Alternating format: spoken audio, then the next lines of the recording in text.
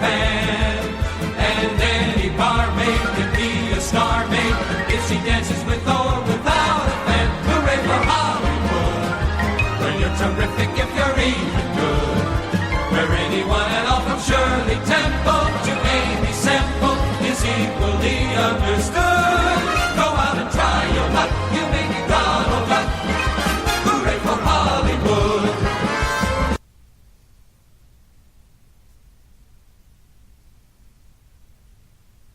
More power, Rabbit. Ah, God, sorry. Like, I couldn't hear it this time. That's so weird. Anyway, my apologies for that gaffe, everybody. Welcome to Damn You Hollywood, where a couple of sad, lonely, depressed. No, wait, that's just me. Overweight family men. No, that's Mark. Aw. Two guys with nothing better to do on a Tuesday evening get together and talk about movies and how much critics suck at their job. Because boy, do they suck. I'm Robert Winfrey. I'm your host for this evening. I would be the sad, lonely, depressed one. Here with me to keep me sane and to keep me honest and to keep me from deviating too much from what I should be doing here is Mark Radulich. Mark, how are you? Apparently I'm fat. Thanks, jerk. No, I'm doing just fine. You realize you just opened yourself up for the Peter Griffin joke, right? You have your own orbit. That would be the one. I'm doing good. I have discovered a new love in my life, and that is watching movies through my daughter's eyes. You know, she's so sensitive, and I don't want to use the word innocent because I feel like that I'm putting her up on some sort of weird pedestal. But it's innocent in the traditional sense of the word. This is all new to her. Right, and so, you know, when you have people deeply cynical as us who've watched as many movies as we are, as deeply jaded as we are, to see somebody react the way she does to things, I find myself enjoying movies on a whole new level all over again.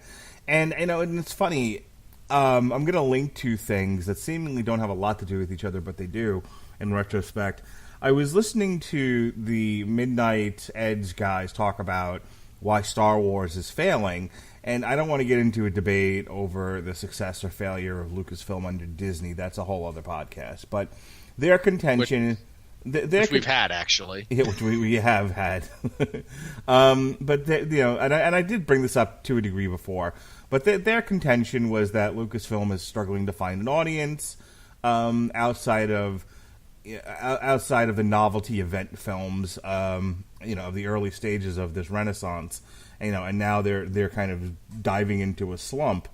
And again, I don't want to have the argument, but one of the things that the guy said was that the movie franchise right now that's most capturing the imagination of children, that's got all the excitement and drama, and you know, and the thing that really speaks to the kids of today is the Marvel franchise. And I wrestled with that for a while, and then I thought about for a while there was a tendency on YouTube to record kids' first reaction to finding out Darth Vader, spoilers, Darth Vader is Luke Skywalker's father. And I lived for wanting to do that with my kids. I was like, I gotta have this moment. Well, I can't get either of my kids to really buy into Star Wars past they like a lightsaber here or a thing there. I've never gotten either one of them to sit down for any great length of time to watch Clone Wars or Rebels. Lily's maybe about a film and a half into the Star Wars franchise before she's tapped out. But Lily, by the same token, Lily has watched a whole bunch of the Marvel movies with me. She's gone to see a couple of them in the theaters. And Infinity War just became available as of tonight's recording, and I insisted that I watch it tonight when I got home from work. And I had Lily watch it with me. And I turned to her as after Thanos snapped his fingers, I turned to watch her reaction, and there was a genuine sense of fear and suspense. It's that same reaction everyone looks for in their kids when Darth Vader says, "Luke, I am your father," is the exact same reaction I got from Lily when the heroes turned to dust. And we both had a good cry over Spider-Man. That's such a great... Oh, God. I accept your daughter crying over Spider-Man because she's a small child easily manipulated on the emotional side of things. You have no excuse. We have been over this. I'm not defending myself again. We have. That's because you're indefensible. It's okay. Okay. For anyone wanting to know what my perfectly plausible rationale for why I break down every time Spider-Man dies in that movie, you can check out our Infinity War review. That being said, this is my new favorite thing. You can also hear me say I wanted Thanos to kill more of the heroes. Yes, you can hear more of Robert's... actual thing I said. I wanted him to kill at least one more before... unquenchable bloodlust. Before the end. My bloodlust is totally quenchable. It's just high. But what does that have to do with the price of tea in China? Well, I brought my daughter to go see Mission Impossible Fallout, and as we get into the review, I'll talk about that experience. But this is my new favorite thing. I want to bring her to as many movies with me as possible and just watch her reactions. Like, I was flipping through the iTunes movie catalog, to see what was cheap, and it had to be two criteria: cheap and something I want to see her reaction to. Like, I can't wait to show her Flash Gordon, especially when the one guy sticks his hand in the tree and he gets zapped by the tree scorpion thing. There's absolutely no way she sits through Flash Gordon. No way. But out of boredom or running in fear, because some of that movie gets going to be a little intense. Pick one. Listen, my wife actually pointed out to me. She was like, "Hey, did you know that The Wrath of Khan was back in theaters?" And I said, "Yeah, it's a fandom event." And she was like, "You should take Lily." And I'm like, "I don't think Lily's getting through The Wrath of Khan just yet. Why don't we wait until she's, in double digits before I have to sit her down and, sit her down with any of the original Star Trek movies." Good grief. I'm glad. I'm at this point, I'm just happy she can get through the Avengers. It is a long movie. Then again, so's this one. Mission Impossible Fallout. Yes, let's talk about that, and I can get to my daughter's reaction to it, because God knows I don't have a whole lot to say. Yeah. All right. This is the part of the movie or the review where I tell you all what happens, and you have all been duly warned that I'm going to spoil everything. All right. Mark, I do have to request that if you're going to keep track of my 3 strikes, I want you to have a softer call on these ones, because I've got a few. All right, listen. Let's just stop right there. Okay? Stop right there. Right. I want to know right now, before we go any further, do you love me? Listen to me now.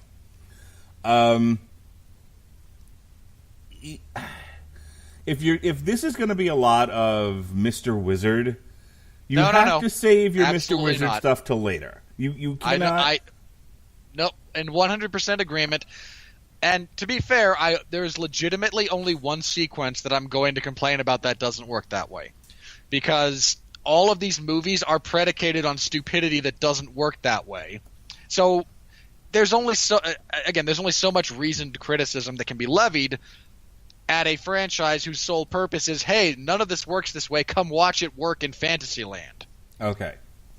I mean, that's not, as long as you're not going to stop every 6 seconds to explain science, I'm willing to give you a little bit of rope.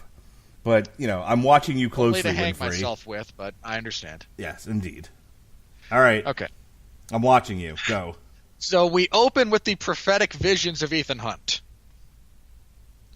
wherein he is now somehow able to receive messages from on high about the future, and knows that all of these terrible people that he's helped put away are now going to converge on him again and threaten the world with nuclear catastrophe. Why he has prophetic visions we don't know and is never actually addressed. But he has them now, so good for him. The actual mission at hand when he wakes from this prophetic vision involves him obtaining plutonium from the disciples of, if you actually remember this character, you get a cookie, Solomon Lane, who was, for those of you who remember these types of things, the evil version of Steve Jobs that they put forward in Mission Impossible Syndicate. He showed up, he wore a turtleneck, he looked quasi-intimidating. It was a good time was had, in theory. Now, the remnants of his organization are still alive and kicking and causing havoc, and they've released smallpox onto the world. And really, that's just the dumbest thing. It is just the dumbest thing. And I'll save that because that gets a little bit into Mr. Wizard territory. But now they also have plutonium, so Ethan Hunt and his group are tasked with obtaining said plutonium. I mean, really, the nuclear stockpile in this fictional world is just horribly, horribly mismanaged. Which they do. They get to the point where, hey, we've got it, but then somebody puts a gun to Ving Rhames' head and says, give us the plutonium or we'll blow his head off. And Ving Rhames, to his credit, actually says, dude, I'm not worth it. In direct contradiction of his wishes, Ethan Hunt saves him, loses the plutonium. No one's happy about this, as they shouldn't be.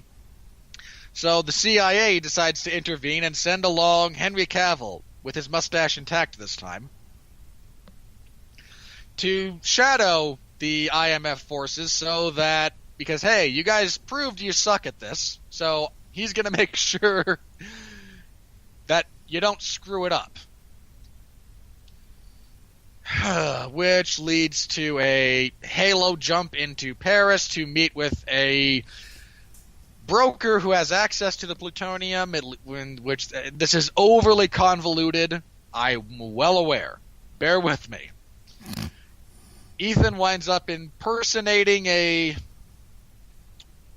character who is someone who is a disciple of Solomon Lane's, to gain access to the plutonium. Turns out the person selling the plutonium wants Solomon released from prison, not actual money. So they break him out, much to the consternation of all parties involved.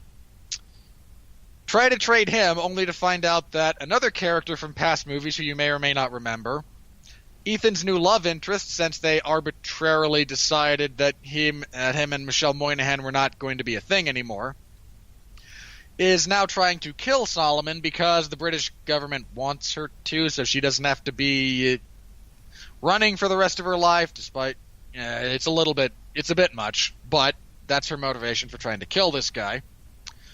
So they dodge her, they dodge the broker's men, who, again, want things for reasons not really specified. Things for reasons and chicks for Mark, free, I believe is how the song goes. You are free to correct me about any of this once I'm done. I am happy to be corrected. You're doing okay so far. I mean, I had a minor quibble with the way you described the thing. They couldn't get the actress back or whatever the case was, but yeah, whatever. It doesn't matter. Feel free to, again, you can bring that up in a bit. While attempting to trade Solomon Lane for the plutonium, everything goes sideways, and all of the metaphorical twists hit the fan at the same time. Henry Cavill's actually the guy they've been looking for, who's working with Lane, which they reveal via the classic Mission Impossible face mask reveal. Alec Baldwin shows up for no discernible reason other than he wants to bring in Ethan himself after Ethan was framed by Henry Cavill. Henry Cavill is exposed as a duplicitous bastard, but really he's in the intelligence community. Like this should be an assumed fact at this point, but for some reason it still shocks people. So the CIA tries to bring everyone in. Henry Cavill was loosely prepared for this contingency. Gunfights ensues. Solomon and Henry Cavill escape. They threaten Michelle Moynihan's character.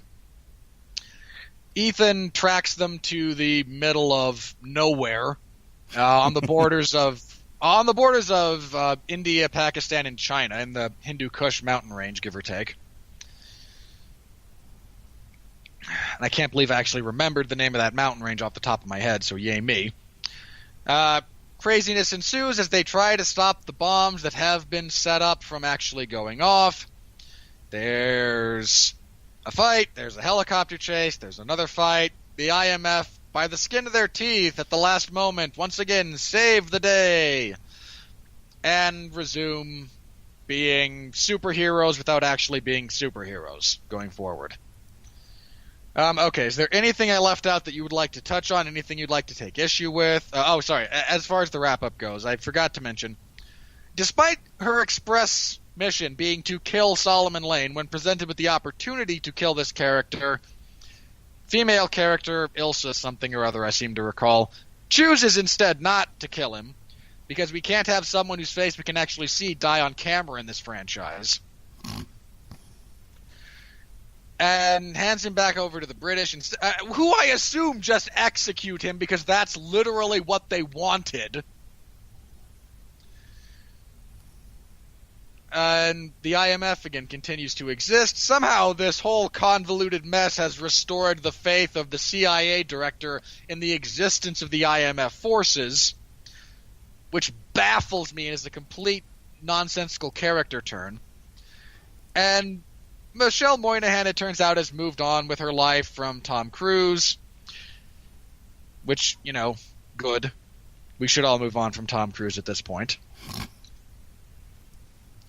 He's 5'4" and pushing 60. I can only strain my credulity so much as it pertains to the career of Tom Cruise at this point, guys. And he then presumably moves on towards a future relationship with Elsa. Again, the team all survives. They can resume saving the world in horribly written, convoluted fashion while having their plot armor protect them from falling helicopters. And I believe essentially that's it. So again, anything I left out, anything you want to touch on, by all means, do so. I hate the writing of this movie. I just hate it. All right. I mean, I don't have a whole lot to add as far as the plot synopsis goes. Let me say, I was talking to Robert before we started the show tonight, and I said, a little ways back, Sean and I did a Long Road to Ruin of the first 3 Mission Impossibles, probably when the last one came out. And it might have been well before that, before I decided that everything had to synchronize with each other. And I remember the first one being extremely boring, but at least it was, I think, trying to be relatively faithful to the TV show. I'll say this about the first one. The first one is very much an actual espionage thriller. Yeah. And if you're not, you have to go into it expecting that. Otherwise, it doesn't make sense. But when you get that it really is kind of a throwback to the, the Cold War era spy films, it works much better. Yeah. I remember the second one being really stupid. And the second one is honestly, the second one's my favorite just because it's so stupid. And I love John Woo movies. Okay. Because they're stupid. Well, I think this is when they really started in with the, with the prestige stunt that, that the whole film sort of is framed around. I'd argue it was more 3 than 2, but see, I don't remember 3 having like a super spectacular stunt to it. I remember Ghost Protocol being and to be fair, the only thing anyone remembers about 3, and the only thing you should remember about 3, is the fact that Philip Seymour Hoffman was just better than that entire movie. Yeah. Oh, and I was gonna say, I remember him being really memorable as a great villain, probably the only memorable villain in the entire series, and then unequivocally. And I remember a lot of it was dealing with computers and whatnot. And I remember the big stunt now. The big stunt is him hanging off of something. Where he does that big fulcrum leap between 2 towers. In any case, in the sky in China. So that being said, these all kind of started to become the Tom Cruise stunt show, and I'm not interested in that. But I go see them because these are big franchise movies, and that's the name of the show. Is Damn you, Hollywood. I am waiting for you to be hoisted with your own petard on one of these days. One of these days, you're going to put something on here that is so bad even you can't defend it, and you have to go, boy, this sucks. Robert, I'm sorry I made you suffer. So, I mean, going into it, I didn't have... I figured I would enjoy the stunts, just kind of turn my brain off, kind of watch Tom Cruise be thrown about, and that would be the end of it. And I remember the last one that we talked about, the bit where he nearly drowns. I at least thought was interesting, but that's all I can remember about that movie is Tom Cruise almost drowned. Hang on, which one was the last one? Who knows? Mission Impossible. Tom Cruise hangs from a plane. No, he's done that in all of them. That's not actually descriptive This was enough. the one where the plane took off, though, and he was hanging on the wing. Oh, hang on. Anything... Rogue Nation. Rogue Nation was the last one. Okay. Yeah, Rogue Nation. All right. So the point of me saying all this is, he hangs on to the plane as it takes off. It's right. Profoundly stupid. So the point of me bringing I might have been confusing the order of some of these, actually. Now that I'm actually looking at the franchise, but there's only 6 of them. I don't know how you can fuck the order up of these, but because Ghost Protocol and Rogue Nation could be transposed and no one would notice or care. Except that I've now said Ghost Protocol was the third one like 5 fucking times. Ghost Protocol's the 4th one. No, it's the 3rd one. No, 4th. Suck it. There's Mission Impossible, Mission Impossible 2, Mission Impossible 3, and then Ghost Protocol. No. Yes, look it up. I am not joking about this. And you literally just proved my point. Oh, you're right. Told you. Why would I lie about this? Yeah, Mission Impossible, Mission Impossible 2, Mission Impossible 3. I don't remember Mission Impossible 3 at all then. No, 3 is literally just Philip Seymour Hoffman and like the it's not even explained. They have this MacGuffin that he wants that is literally just a MacGuffin. It's an excuse for Philip Seymour Hoffman to be awesome. Mm-hmm. That's all there is to that. Ghost Protocol was Michael Nyqvist as the disillusioned, and tell me if you've heard this one before, disillusioned Nordic, I believe he was Swedish, nuclear tactician / physicist who decided that he wanted to blow up a nuclear bomb to remind everyone of how terrible things are, because that's literally the same plot as Mission Impossible Fallout. Okay, then the one I really liked was Mission Impossible 3, and I don't remember ever actually talking about Ghost Protocol. Wow. Okay. Did he almost... I don't remember him almost drowning in 3. No, he almost... Oh my god. He almost drowns in Rogue Nation. He might. And, guys, take it for... This is all the proof you need about how stupid and repetitive this franchise is. Yeah, without having freshly watched them, these are all, except for maybe the first one, these are all kind of interchangeable.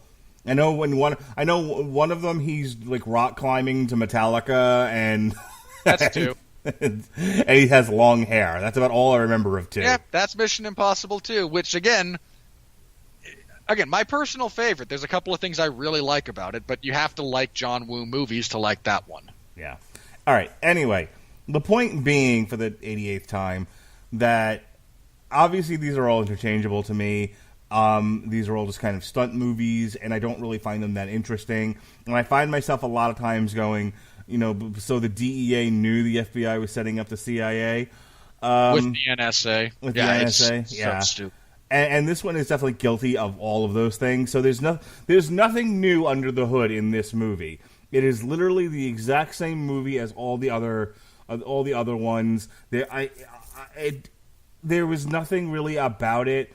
I mean, normally I'm the one that's like, well, yeah, but you've got relationships. I mean, I defended with my last dying breath Ant-Man and the Wasp, based on the relationships in those movies and the performances or whatever. This one, I honestly, if you spun me around and put this on, I couldn't tell you which movie this was. Like, I can't tell you the difference between any of these Mission Impossible movies. They're all the same fucking movie. There's just a big giant stunt in every single one of them. And I can't place the stunt to the movies without studying them. So let me tell you instead about how I had my initial plan was to go Friday night to go see this. I usually, my wife and the kids do their own thing. You either have dinner with my mother-in-law or they just kind of have, by the end of the week, my wife's patience with life is just about shot. So a lot of times it's McDonald's and go to everyone's separate corner. And I come home and the house is a mess and the TVs are on and everyone's asleep. Or not. That's how Fridays usually go, and so I use that time to go to the movies. My daughter, for whatever the reasons are, has become like super. I don't want to use the word clingy, but she has been expressing. Use the word. Use the word, Mark. Just admit it. I don't know. I see that's something I don't know if it is clinginess though. All I know is that she made it a point to say that I haven't been spending enough. Like my wife doesn't say this stuff to me, but my daughter made it a point to say, "You're not spending enough time with me. you need to spend more time with me. I miss you, and you're At which always." point, I assume your wife goes, "You're not spending enough time with your daughter. She misses you. Get out of the house."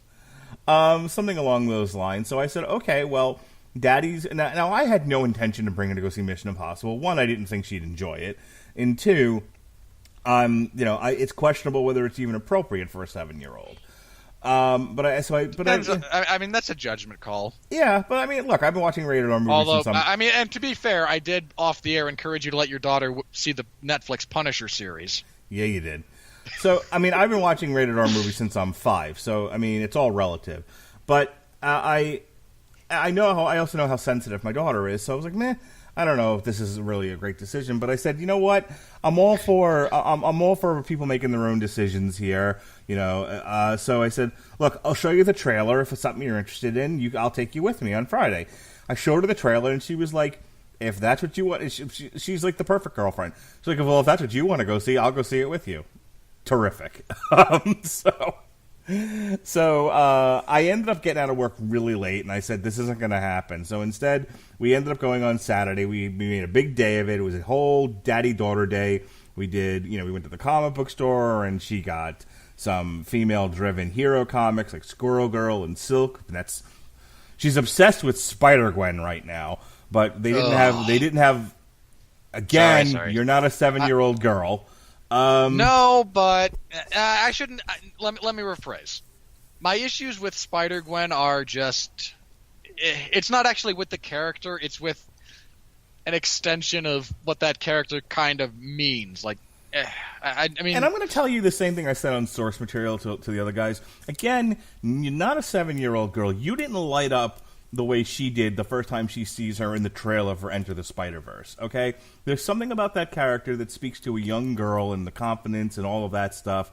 And so when are you introducing her to Gwenpool? I barely even know what a Gwenpool is. I mean, I get it, but like I've never read. I'm at least semi-aware of what Spider-Gwen. I'm probably gonna keep her away from the Gwenpool for a while. Trying to get her into Captain Marvel, since my efforts to get her into Wonder Woman have utterly failed. It's just I can't do it. How about you just let? Why are you? Never mind. I don't want to get into that.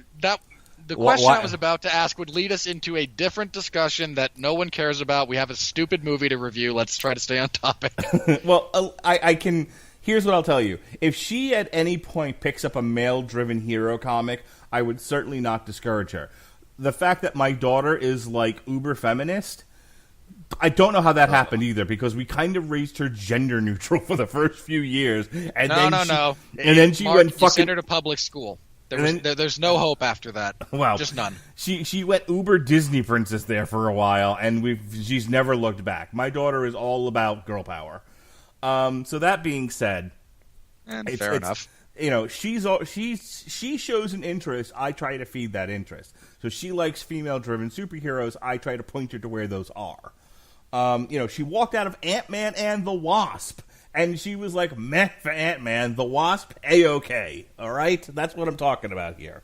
I weep for the future. We literally just sat through the Avengers, which is almost an entirely male-driven feature, and I can't. Oh God, which chick did she? Oh, the first chick she sees is Gamora, and she's like, "I like her." I'm like, "Terrific, Lily." Good. This will end well for you as far as this movie goes. Oh, she was so sad when Thanos threw her off a cliff. I Anyway. like Gamora. I will drink your tears in about 30 minutes. Anywho, so the point of all this is we get to the theater, and I'm prepared to use my movie pass to pay for my ticket and then buy her own for Mission Impossible.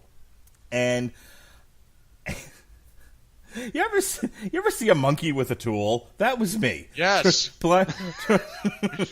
Trying because they hadn't announced that they were going to start not allowing you to use movie pass for what's presumably going to be the number one feature of the weekend.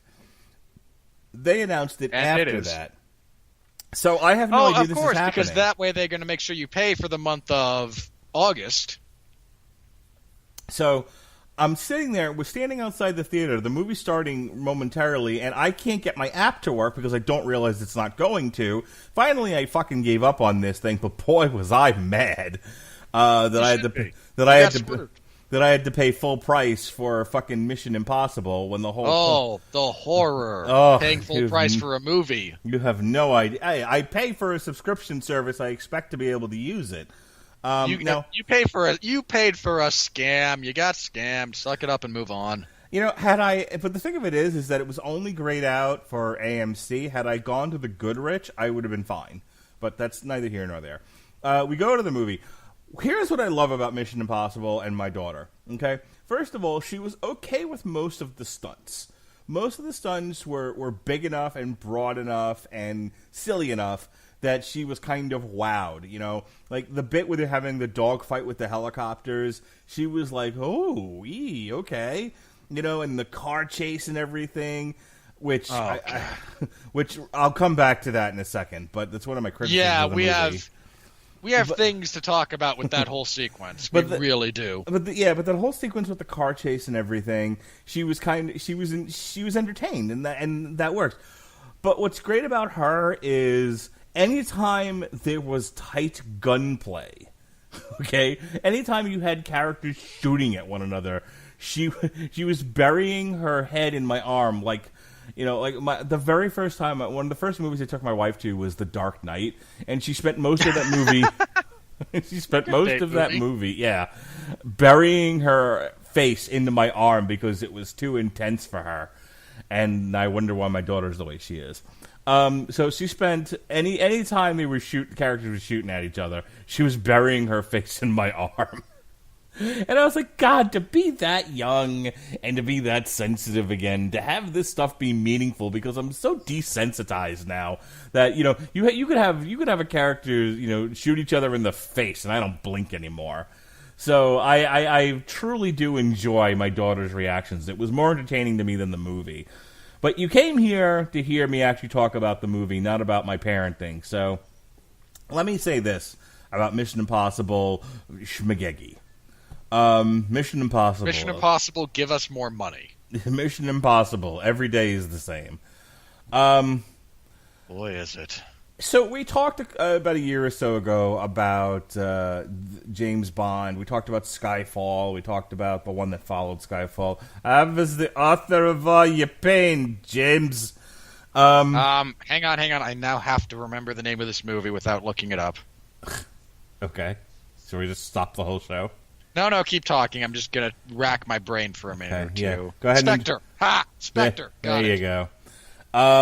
We talked about those where I said they set up a world that is plausible, and then they have the character involved in implausible action to the point where the character should have died. And I think specifically about Skyfall, when the car flips over 87 times. I'm like, that motherfucker should have been dead. Okay, you can't. That's not Skyfall. That was Skyfall. Maybe no. Skyfall's the one where he has the train come at him, and they spend the first third of the movie telling you about all the physical damage he suffered. The one where the car flips 87 times is actually the Casino Royale. You're right. Okay, it's hard to avoid the Okay, Placed in the middle of the road. I do remember complaining a lot about that, though. This is why I'm here, guys.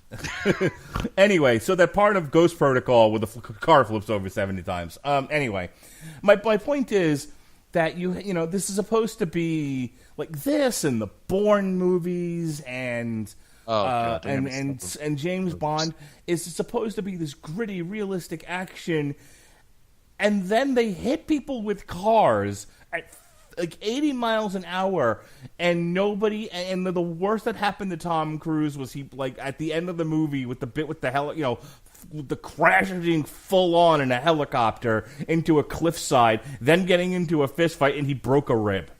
He broke one rib. Okay, that was it. This is the dumbest thing I've ever seen, and it to the point where... No, it's not. It's just the dumbest thing you'll acknowledge as being dumb. It's so cartoonish. Like, I know it's like, aren't you the guy that sort of holds up Marvel movies as like the standard for action? Those people are fucking superheroes. Okay? Thor stood in the path of a sun and and was mildly burnt when it was all over. He almost died. In fairness to that scene, they expressly almost killed him. Yes, and then they gave him a magic hammer, which revived him, and he was good as new. Yes. Okay? Yes, Hella poked out his eye. He gets a robot eye, looks perfectly normal. There's not a problem in the world with it, because whatever. I mean, you know, they have Thanos who beat the shit out of the Hulk, but somehow or other Steve Rogers is able to catch his hand and really give him a fight. All right. Sure. In fairness, don't mock that moment, all right? No. I love that moment. But that's the point. That's supposed to be over-the-top fantasy. This is supposed to be gritty realism. The gritty realism is so stupid, it actually makes the fantasy look more realistic. Also true. That's fair. And that's I completely my point. agree. You know, you will believe a man can throw lightning. You know, after seeing Skyfall. So my other issue with Mission Impossible Fallout is I got lost about midway through the movie, and I'm not a dumb person. I'm like Robert likes to, Robert is 100% smarter than me, and he likes to call me dumb. I am not 100% smarter than you, nor do I enjoy calling you stupid. Sure you do. You like stupid things. You acknowledge as such. So do I. But I walk out of these movies and I have to go back to the Wikipedia page going, oh, that's what happened? Okay. Like, I get, I'm watching this and I'm like, and I know at one point I nodded off, so maybe at the point that I nodded off, I may have missed a critical piece of information. Who knows? No. There is no such thing as critical information to this plot. They bombard you with twists, turns so much that none of it actually means anything. But yeah, at the point that Henry Cavill turned into, showed himself to end up being John Lark and he's the bad guy, I went, okay, whatever. I wasn't particularly attached to the guy who in the first 5 minutes of his appearance in the movie says, and if you go off the grid, I'm going to kill you. Nothing personal. Oh. Okay. Boy, I'm really surprised you turned out to be evil. You can't see it, but I just made the crusty face. So, this is what's passing for twists now in these movies is the guy who's set up to turns. That's supposed to be a surprise. The guy who's expressly set up as the villain, who we see obviously setting up Tom Cruise at one point. I was waiting for the next nonsensical twist where Henry Cavill's a good guy. That's genuinely what I was waiting for, and I never got it. Did you notice it? Were you like me in the commercial where it took several viewings of the trailer to realize that Henry Cavill and Tom Cruise weren't fighting each other in the bathroom; they were fighting a third person? Because the way in every other scene, we see them shooting at each other. We see them fighting on the cliffside. Right. Like, they really gave gave that away right from the jump. But, I mean, I understand, like, the two of them it was a 2-on-1 fight against the Chinese Chinaman. But the way that they cut the commercial, they cut the Chinaman out of it. So all you see is Henry Cavill doing that really cool thing where he puts his dukes up, and he takes the jacket off. He's like, all right, we're gonna play. Right. They showed that, and then they show Tom Cruise doing something that looks like he's doing it to Henry fucking Cavill. So... Now, to be fair, on second viewing of that trailer, it is painfully obvious there's at least one other person in that fight scene because... And maybe this is only obvious to me because I pay attention to what each character is wearing. That's the thing. When I figured that out, I realized, oh, wait a minute, they're not fighting each other. Okay, got it. But I was talking to Robert. I was talking to you before we started the podcast officially. What really bugged me about that was I was looking forward to, you know me. I'm not into kung fu fighting. But I was to the point where you're overtly racist about it, yes. But I was really excited to see the bathroom, because between the sound editing and some of the visuals, I'm like, that looks like a particularly brutal fight. I'm really anxious to see what they won't show you in the trailer, which was nothing. It turns out they showed you everything in the trailer. I want to find the people who are cutting these trailers together and just be like, would you please stop? You're ruining everything. So, all in all, it's, I don't know. I'm just waiting for, like, Godzilla King of the Monsters for the big reveal to be, hey, King Ghidorah's a thing. Like, no, shown in the trailer every single time. You can't pretend this is some big narrative surprise when you have literally given it away when you were promoting the movie. Like, you don't get to have that both ways. Right. You go on YouTube, and one of the things that's very popular on YouTube now is people going back and showing you, the way the trailers used to be cut. Like, go back and watch the original New Hope trailer from the 70s. They don't actually show you anything? Right. They tell you, like, kind of what the movie's about, but they don't really show you all that much because they're trying to let you be surprised. And then you watch a trailer like Fallout, and you're like, well, there's nothing to be surprised by. Literally every bit of action that was in that movie, every surprise, every stunt is in the fucking trailer. Yep. I mean, let's say... they're in Paris. They're getting into cars. I wonder if this is going to dovetail into that car chase scene they showed in the trailers. Oh, no, Tom Cruise is on a motorbike now. Oh, they showed him getting into this horrible car accident and walking away. I wonder how this is going to end. Ladies and gentlemen, if you are ever on a motorcycle and you hit a car that fast and you roll the way he did, you're break dead. Every bone in your body. You're dead or you're in a coma. You do not get up and hobble away unless you have Tom Cruise's level of plot armor. Dust himself off and just strolls off camera. It's like, get the fuck out of here. At least he has the good sense to at least limp a little. Yeah, good sell job. Jesus Christ. Oh God, it's so stupid. So yeah, I'm and people have the audacity to say pro wrestling is fake. I'm sorry. It is, but this is even dumber. That's what I mean. Like, at least most of the guys in pro wrestling, if you throw someone off a cage, will sell that they're dead for a while. Not casually get up and skip off screen. Anywho, I want to give this a lower grade, but I feel like that's not fair. Why? Why not? Because it's not an incompetently made movie. I would absolutely challenge that assertion. Okay. I don't want to get into... We're getting along so well. I don't really necessarily want to get into an argument about this, but... No screaming match, but I'm going to challenge your assertion.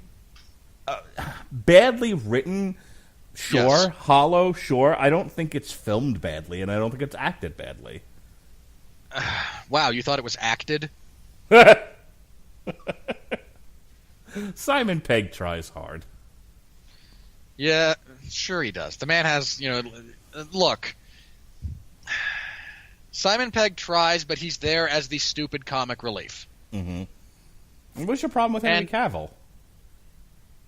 He's the only one I'll exempt from this, because he's got a decent enough screen presence to him, apart from the stupidity of he's a, assassin with this great reputation, but doesn't know that it's stupid to jump into a thunderstorm from a plane. Gets his butt kicked in a 2-on-1 fight when he's part of the two. And despite actively mocking all the tropes of Mission Impossible falls face first into one. All right. What if I gave the movie a C? Is that a fair grade? Sure. All right. What's your problem with this movie, other than what we've already talked about? Honestly, just the writing kills me. The way it is structured, I struggle to get beyond it. I really, really do. But if I can set that aside, I know people were saying Tom Cruise did a good acting job in this movie. I don't know what your basis for comparison is for that statement. That is just such a... I don't get it. I genuinely don't get it. He was on screen, he was Tom Cruise. Same Tom Cruise he's been in every other Mission Impossible movie. Same Tom Cruise he's been in basically every movie he's ever done. Not literally every movie, but basically. I hated the action because it just got so repetitive and drawn out to such a stupid degree. I mean, a perfect example of this is the whole Paris sequence. So, for those of you who haven't seen the movie, let me set this up. They are supposed to kill all the cops transporting Solomon Lane and then free him. Ethan doesn't like this idea because I don't want to kill innocent people. I don't even really want to kill bad guys, especially those who have names. If you're a faceless goon, sure, I'll shoot you in the face 20 times. If you actually have a line of dialogue, I can't shoot you. For some reason, this upsets the natural order of things. I don't know.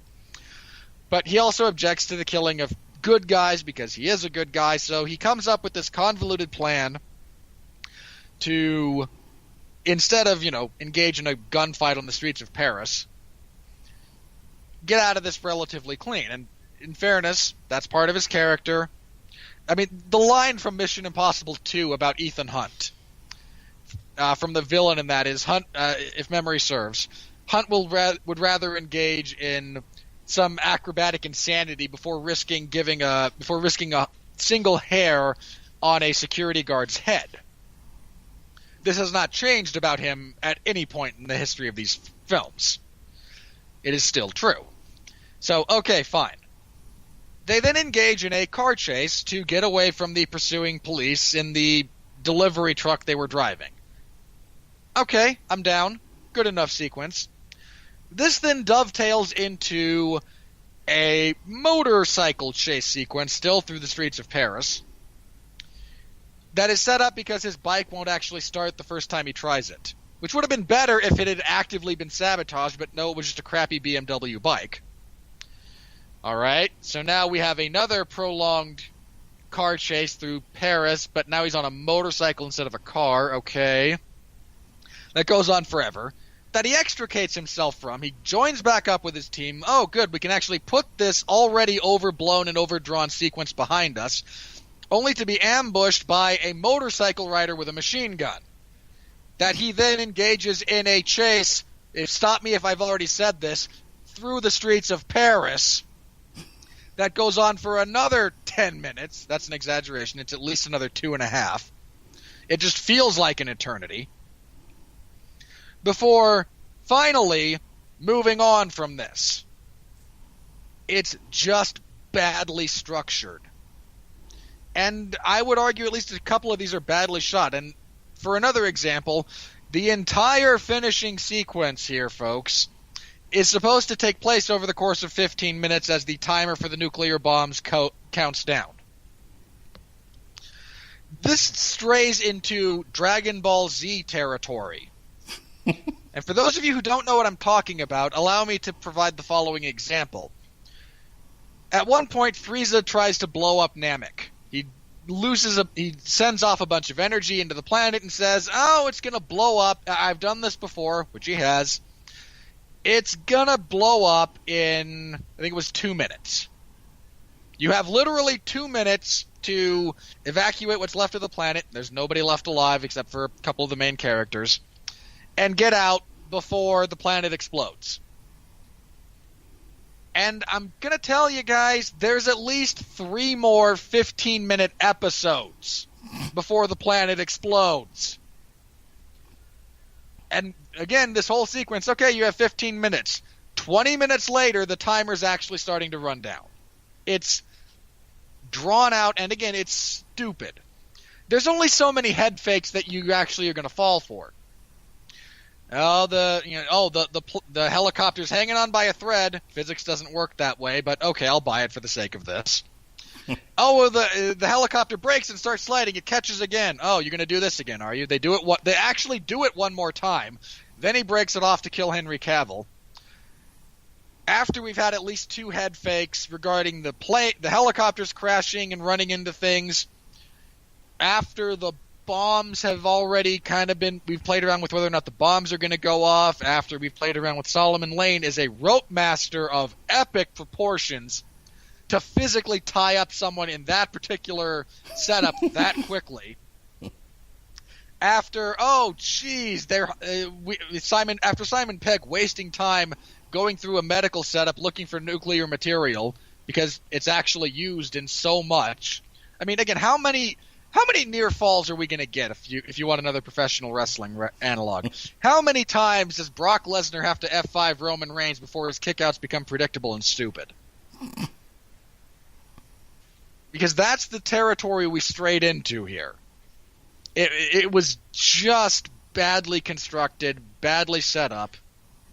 And I don't know how you're biting on these things. After a certain point, I just don't understand how much willful self-delusion goes into, oh no, Tom Cruise isn't going to scale the cliff in time. Yeah. There was no dramatic tension for me there. It occurs to me that there's actually a scene in the trailer that wasn't in the movie. That's as he's climbing up, just free climbing, something he's holding onto breaks and he falls back down a few feet.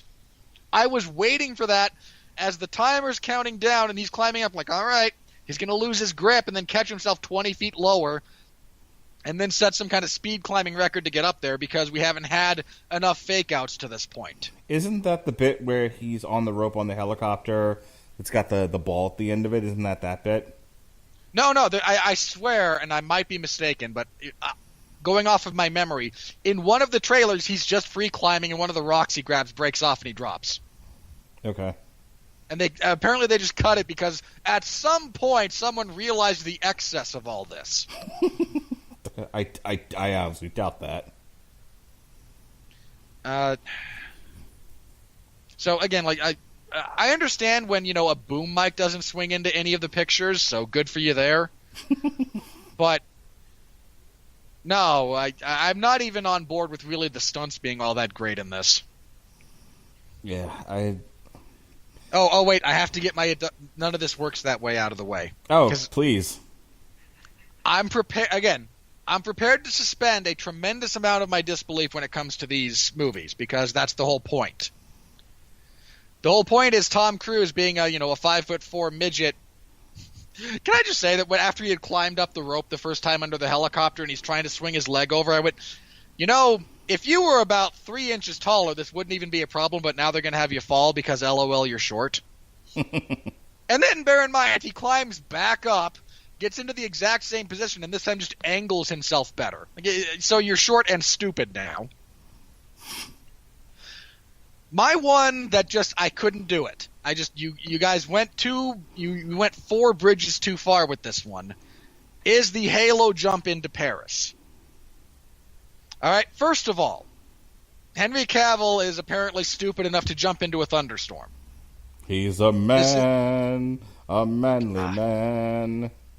And I like Henry Cavill. So they do this. This is profoundly stupid. They actually get struck by lightning and somehow survive. And bear in mind, when I say somehow survive, I don't mean that lightning instantly kills people. But the force and the currents that are generated, it does vary from bolt to bolt, but they actually get struck by lightning as they're falling through, as their impossibly futuristic heads-up display is counting them down. Tom Cruise then has to fly over with an unreasonable degree of control over his descent to catch the unconscious Henry Cavill, give him his oxygen, and then pull his chute at the last minute, only to have his what would be fatal fall somehow arrested by this inhumanly strong material that is in his parachute as it catches on the top of this building. Okay. I know that we all like to pretend that people falling can run into each other and be okay and catch each other.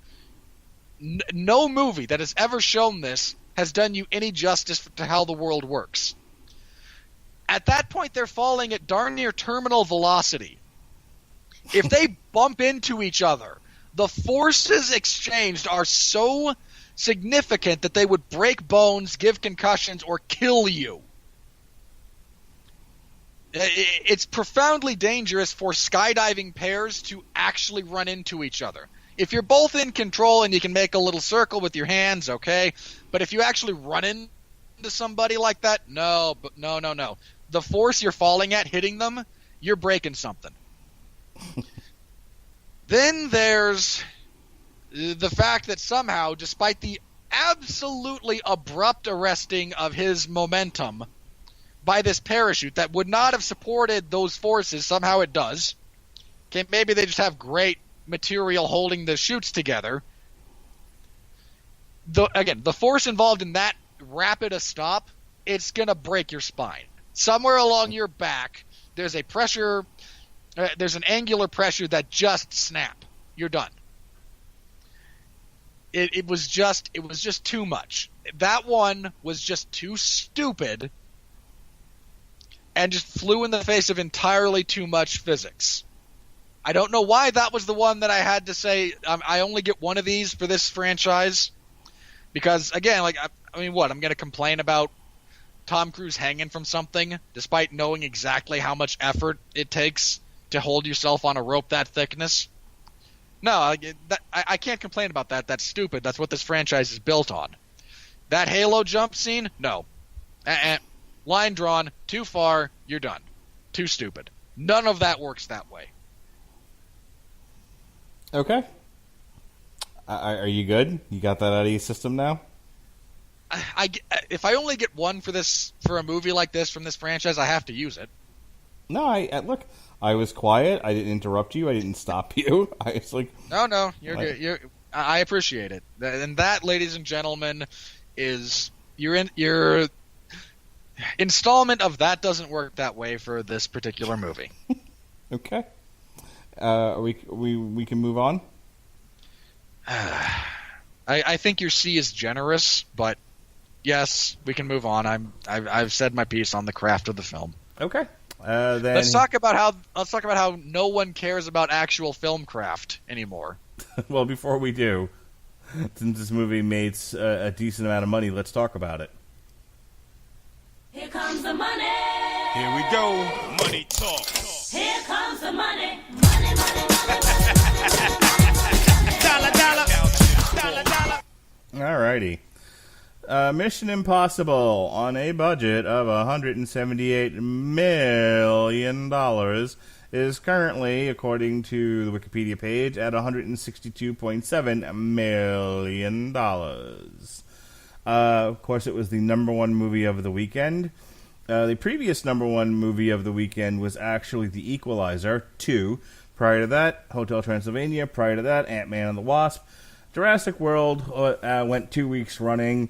Prior to that, it was The Incredibles, and then Ocean's 8, and then, believe it or not, for 2 weeks before that, Solo, a Star Wars story. I swear to God it was. Which has now subsequently dropped off the top 10. It sure has, Binky. Alright, so Mission Impossible was your number one movie. Debuting at number 2... No, I'm sorry. Not debuting at number 2. Staying at number 2 for the second weekend in a row is Mamma Mia, Here We Go Again, which I believe my wife is going to bring my daughter to this weekend. How about that? The Equalizer fell from 1 to 3.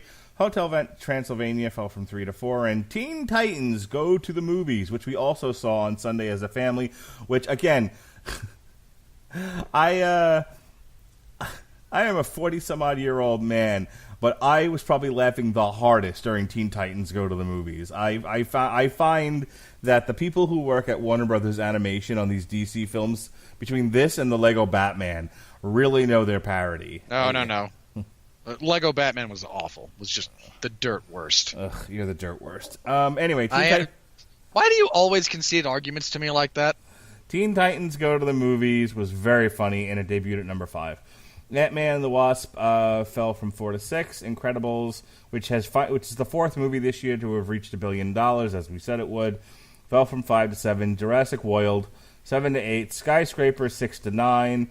The First Purge, 8 to 10. And then rounding out the top 20 for the weekend were Unfriended, Sorry to Bother You, Blind Spotting, 8th Grade, 3 Identical Strangers, Won't You Be My Neighbor, Sicario, Ocean's 8, Uncle Drew, which Ronnie keeps telling me I should go say for some odd reason. Do not leave listen no to trace. Ronnie Adams I'm about not this. planning on it. All right, so that's that. Here's where we are for the year. Since you told a fun story about seeing the movie, it should be noted, I actually saw Won't You Be My Neighbor immediately before going in to see Mission Impossible. Okay. I can tell you which one was superior in every way, shape, form, or fashion, and it wasn't the one with the hundreds of millions of dollars behind it. There's a shock. So, just to tell you folks, here's where we are in the world of movies right now. Your top 5 movies around the world right now, 3 of them are strict comic book movies. Strict comic book movies from the same comic book company, which is Marvel. Every single one of these is either a franchise and or sequel. And 3 out of the 5 are Disney. Brought to you by some extension of the Disney Corporation. So you have Avengers at $2 billion. Which is about to include all the Fox assets. Yeah. Black Panther, Jurassic World, Incredibles 2, and Deadpool. That's where we are, folks. If you're wondering why the movie situations are, why we're in the situation that we're in, why the state of movies are what they are, your top 5 movies are comic book, dinosaurs, superheroes, comic book. Okay? Yep. This is entirely a mess of our making, guys. In 6th place is Ready Player One. Then we have 2 Chinese Chinaman movies, Operation Red Sea and Detective Chinatown 2. Rampage is hanging in there at number 9, and Ant-Man and the Wasp has supplanted Solo: A Star Wars Story, taking the number 10 spot at almost $400 million. Solo has stalled that at about $390 million. I'm kind of surprised that there's a real chance Ant-Man and the Wasp won't surpass Rampage. It might not, but again, I think Ant-Man and the Wasp, I can't. Box Office Mojo doesn't have their production budget. But again, we talked about this with Lucasfilm. It's profitable. Its budget was somewhere between 162 and 195. Yeah, look, not every single one of these was going to make $1 billion. That was the point that I was making with Lucasfilm. I suppose my surprise is not that it's not going to do gangbusters. It's that Rampage, it might not beat Rampage, which is a little again. That's the surprising thing to me. Not that it's not making $900 million. Here's the thing: people like monster movies. I'm not really surprised. They don't necessarily like Ant-Man. Rampage is a lot of fun. Yeah. 50 Shades Freed. I had fun at it. I shouldn't say it's a lot of fun that way. I hate critics who do that. So I had a lot of fun at Rampage. It is designed to be a fun movie. And I'm just a little surprised Ant-Man and the Wasp might not surpass it. So you want to know just where we are, the state of film studios, right? Your top 10 goes something like this: Disney, Universal, Disney, Fox, might as well be Disney, Warner Brothers, Disney, right? Do you know where Sony makes its first highest movie right now? I mean, we'll talk about this a little bit more. Hotel Transylvania. Close. We'll talk about this a little bit more when we do the summer wrap up and we really get into the minutia of some of these numbers. But right now, Sony's highest grossing movie is the 14th highest grossing movie of the year, and it's fucking Peter Rabbit. I forgot that was a thing. Okay, and this tells you how bad Universal's doing this year. Universal's best movie, Jurassic World, which is nothing to sneeze at, made over $1 billion. It's the third highest grossing movie of the year so far. It doesn't have another entry in the top 20 until you get to number 12. And you want to know what that movie is? 50 Shades Freed. And soon to be bought by a bigger studio, probably Disney, is Paramount. who their highest grossing movie of the year comes in at number 15, and it's A Quiet Place. Which is a great movie, incidentally. Back to Sony for a moment, who's banking big on Venom, by the way. Another comic book movie. Yeah, another that Marvel comic book movie. In fairness, that ain't cutting it. All right, let's be very clear about this. But you're banking big on Venom. You're banking big on a Spider-Man villain/antihero with no connection to anything Spider-Man related to sell this thing. Like, no, guys, you're backing the wrong horse. And Tom Hardy doing a weird voice. I love Tom Hardy, but he's not gonna sell this thing. So Sony's two best movies of the year so far are both animated features. You have or children's features. You have Peter Rabbit and then Hotel Transylvania. That's literally they're the only two entries in the top 20. I mean, Warner Brothers is doing better by volume. You know, they're competitive, I think, with... Let me go to studios for a second. But I think they're competitive with Warner Brothers just by the fact that they've released more movies this year. I don't know what's going on with Universal. But yeah, they're Disney's in first place with 35.3% of the market share. Universal's in second place. Warner Brothers in third. Fox is almost tied with Warner Brothers. And in a deep fucking fifth is Sony and then Paramount. Yeah, Universal's released a fair amount. I mean, they've had a movie the last 3 weeks.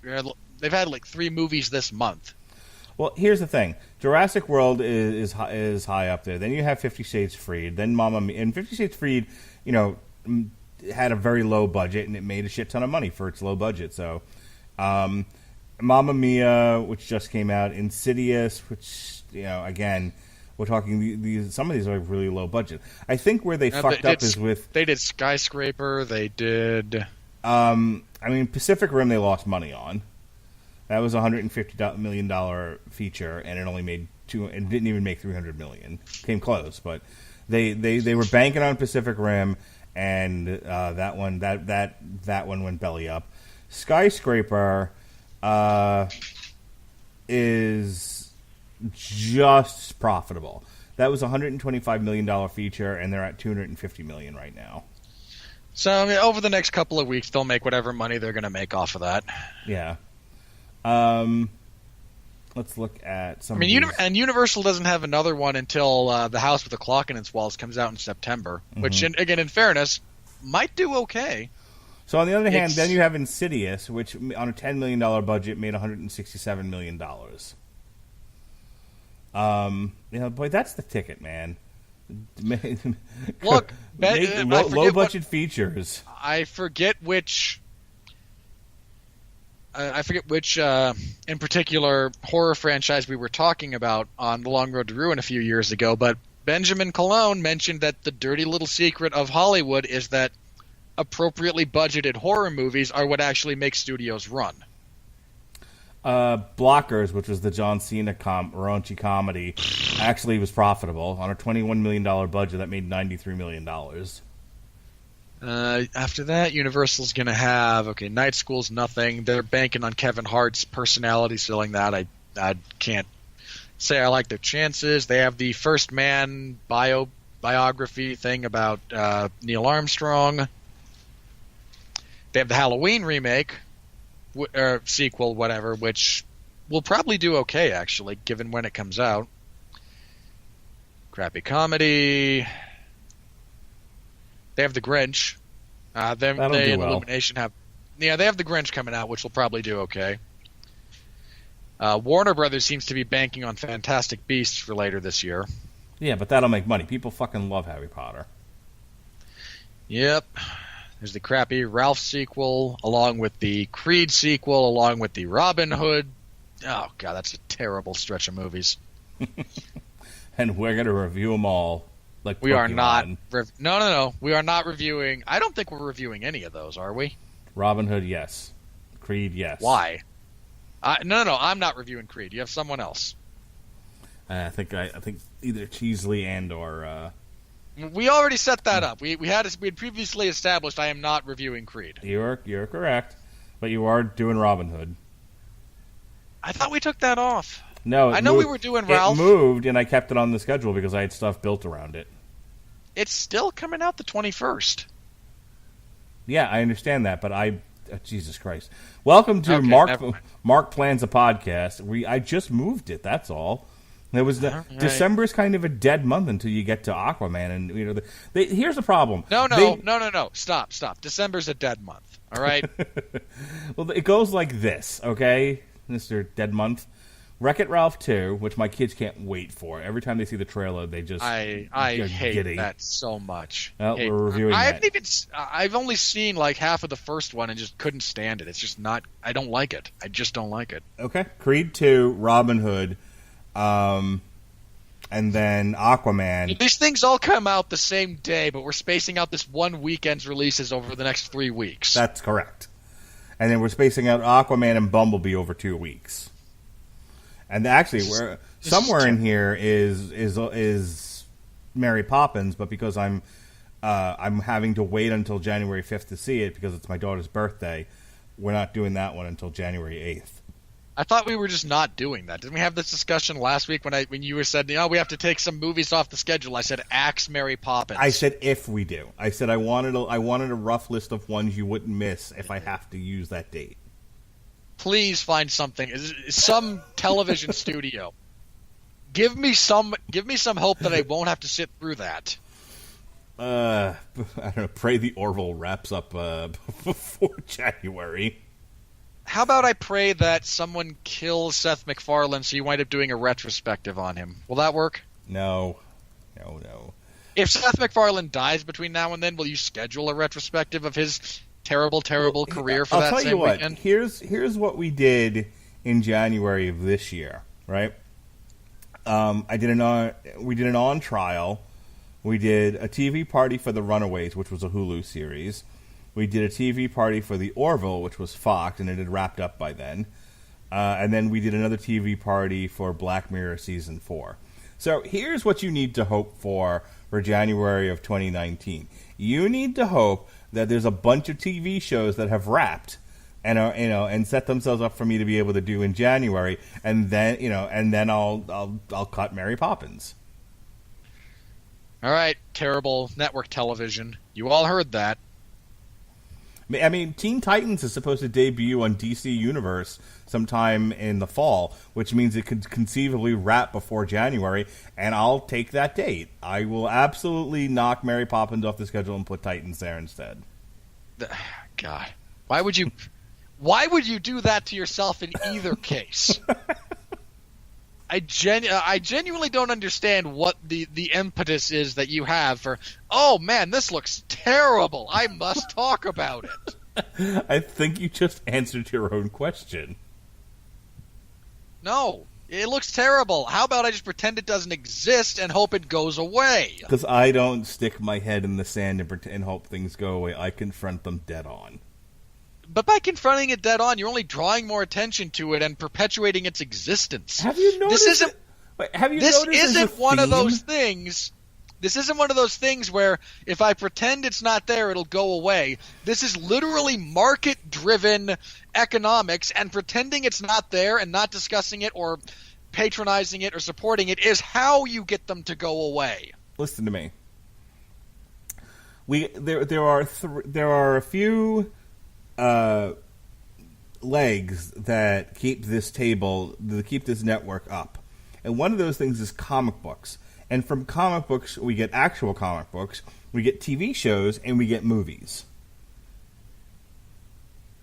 So when you have a comic book TV show that comes out, it begs me, Robert Winfrey, to review it. It challenges me. It calls to me. It does none of those things. It does.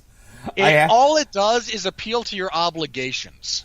I have to talk about Titans. I have to talk about how badly they costumed Starfire. You really don't have to talk about it at all. You don't have to bring it up ever again. I need an hour to discuss how bad that costume is. No, you don't. All you have to do is say, this looks terrible, and never address it again. You know, we just got on Spotify not that long ago. I feel like we owe it to our Spotify audience, our new friends on Spotify, to not spend the entire Mission Impossible review talking about other things I shouldn't review. No, they should really know what they're getting into. Like, this is, for the record, this is not that uncommon, guys. All right, are we ready to get to the main event of this? Fuck. Yes. If you insist on all this dreck cluttering up my life schedule. Well, as part of the money here, we always talk about, will this thing make money? It's already making money. Mission Impossible is already doing well. As far as what is, it's got to deal with, it's got to deal with Christopher Robin next week. Christopher Robin's going to do well as well. Completely different audiences. It's fine. Yeah, here's the problem.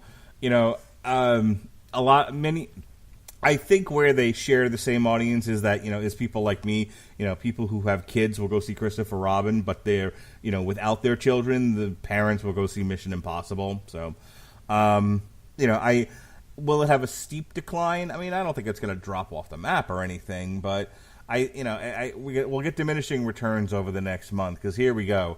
We've got Christopher Robin next week, again, which you cannot use your movie pass for. Just want to put that out there. How... They didn't recast. Oh, I'm pissed at Christopher Robin now. I'm looking up the cast, and they have Brad Garrett as Eeyore. I'm like, how could you not get Peter Cullen back? All right. I am legitimately angry about this. And then we end the summer here with The Meg, which is a giant shark movie, which I think is going to be really well. Oh, it's going to be so bad. It's going to be so bad. I can't wait. And then I know. The Happy Time Murders comes out on August 24th. Now, we're not going to review it. Huh, what? The Happy Time Murders is not a thing. But it is, and people will go see it. Not a thing. No one will see it. Oh, it's going to do $1 billion. You want to bet? No, I'm not taking that bet. I will bet you the totality of the 2019 schedule that I would get to rewrite that this thing does not make $1 billion. Okay. And then in a couple of weeks, I would bet you the entirety of the 2019 schedule this thing doesn't make $500 million. Anywho, and then we have Predators coming up in September. God, the September movie schedule is so bad that there's literally one movie review that I've scheduled. Everything else is a TV party. Literally a TV party. We got one for Legion, Cloak and Dagger. Hang on, actually, that... You keep talking, I'm going to mute myself for a second. That actually makes my life significantly easier in one respect. Iron Fist and Ozark, season 2. Literally, and then there's one on trial. But I just find that hilarious that, like, September we review more movies in February than we do September. It's really sad. That is so profoundly sad, because I hate February movies. But yeah. Legion, Barbed Wire, Cloak and Dagger, Iron Fist, and Ozark. Thankfully, I'm only on one of those. Yep. You get almost the entire month of September off, Lucky Duck. And to be fair, you don't pay me. Consequently, you could not pay me to watch any of those other series. But you're... Incidentally, why am I suffering through Iron Fist Season 2? Because you are. All right. I will accept your logic for the time being. All right. With that said, Mr. Winfrey, Bring it on. I have questions that need answers.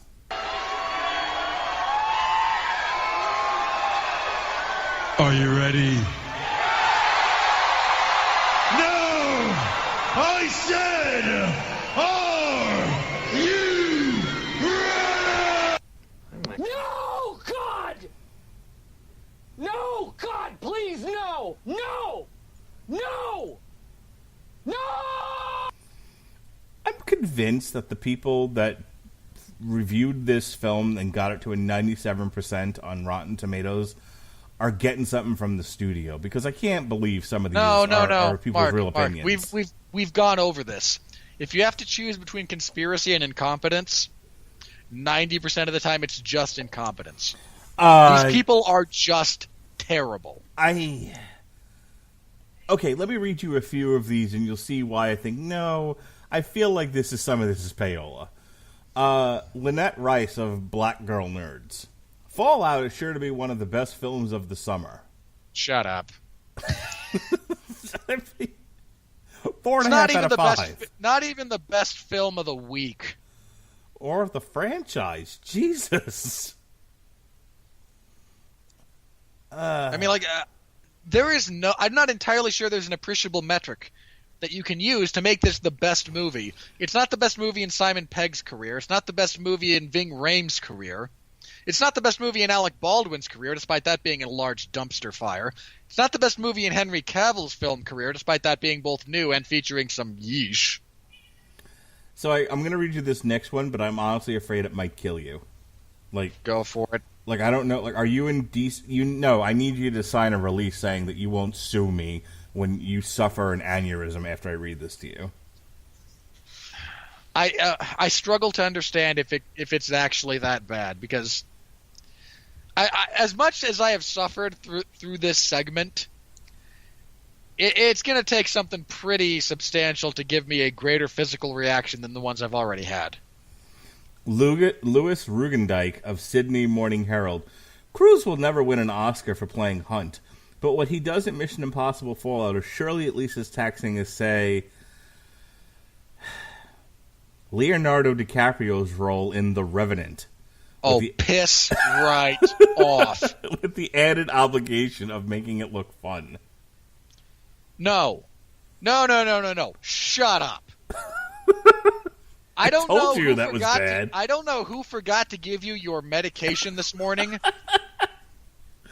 Or if you just subscribe to the Bernie Sanders view of life and you got tapioca instead of chocolate pudding and you're now just inconsolable. How in the world do you even begin to approximate Leonardo DiCaprio actually stuffing himself naked into a horse corpse with Tom Cruise hanging from wires? This is profoundly stupid. Are you okay? That boggles the mind. How does that person dress themselves?